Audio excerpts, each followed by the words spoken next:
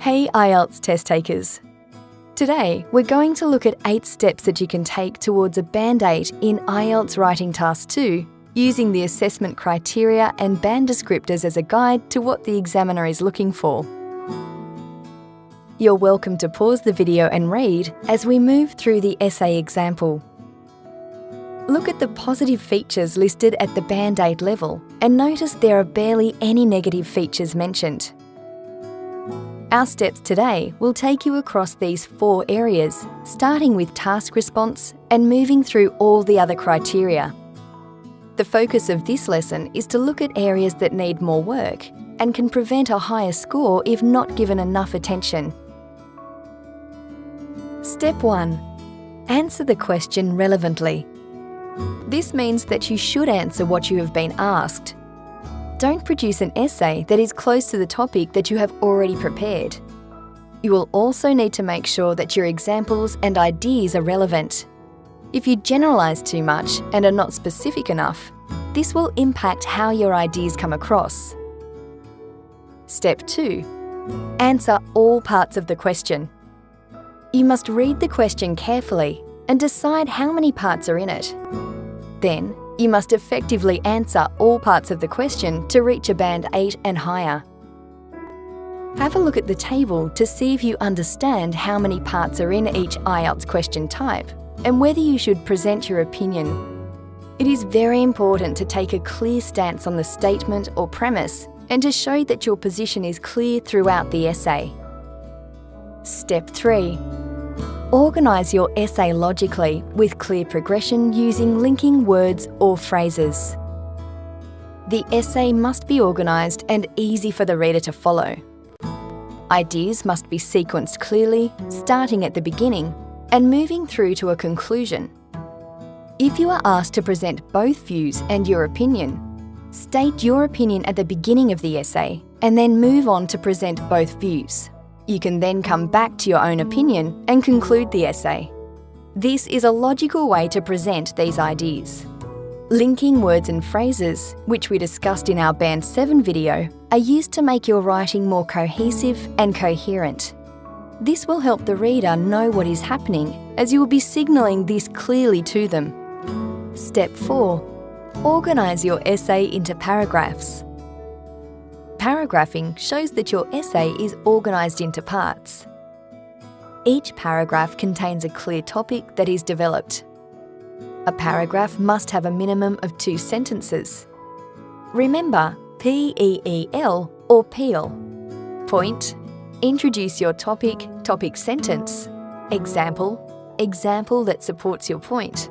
Explain, why this evidence supports your point. Link. Transition to the next topic paragraph. How many paragraphs should I use? You must use enough paragraphs to clearly show the structure of your response. This will show that you can organise your thoughts and ideas and present them logically.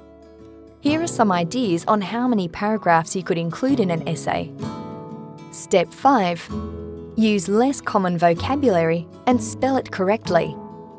You will see in the band descriptors that a Band 8 writer successfully uses uncommon lexical items. When we learn a language, we use common and uncommon terms. Common terms are words and phrases we use every day to refer to personal experience and daily habits. Uncommon terms are used when we discuss specific topics or when we use idiomatic language, phrasal verbs. Words that are old-fashioned and not used in everyday speech should not be used. If you choose a synonym, the meaning must be the same and must not alter the idea being presented. For example, adolescent, teenager have close meaning and can be used interchangeably. However, toddler, baby have quite different meanings. Collocation is also mentioned in Band 8. And it is assumed that you know which words go together, as well as which words are suitable to use for different topics. If you are discussing child crime, you could use the term minor, as this is a legal term used to describe children under the age of 18. If you are using phrasal verbs, make sure you are using the correct preposition, as it can change the meaning. Throw out, away equals discard. Throw up equals vomit, get sick. Idioms should only be used if you understand them completely and if they fit the topic you are discussing. Step 6. Don't use memorised language learnt off phrases and examples. As mentioned in Step 5, don't use phrases and memorised sentences. Examiners find them incredibly easy to spot. Overused phrases that are commonly used include linker idioms and clichés. Idioms are generally spoken and not used when writing essays. Proverbs and clichés should also be avoided. Again, they are often used when speaking. These can include: these terms should not be used when writing as they are vague and do not address a task appropriately. You should use clear language and make appropriate word choices that will express your ideas clearly. The table here contains some examples. Step 7. Use a variety of complex sentence structures. At Band 8, it is expected that you can use a wide range of sentence structures to accurately present your ideas and opinion.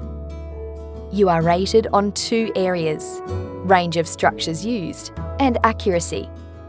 It is important to use a mix of complex and simple sentences. But remember, complex sentences should not be long and complicated. The most common errors made are highlighted here. Step 8. Checklist. Finally, when you're practicing your essay, you can use the following checklist to make sure that your writing contains the positive features at a Band 8.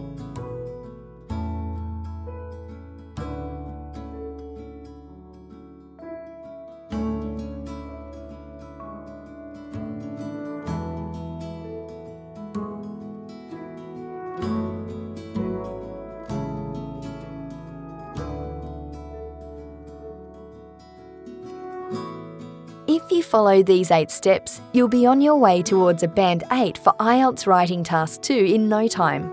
Thank you for joining us.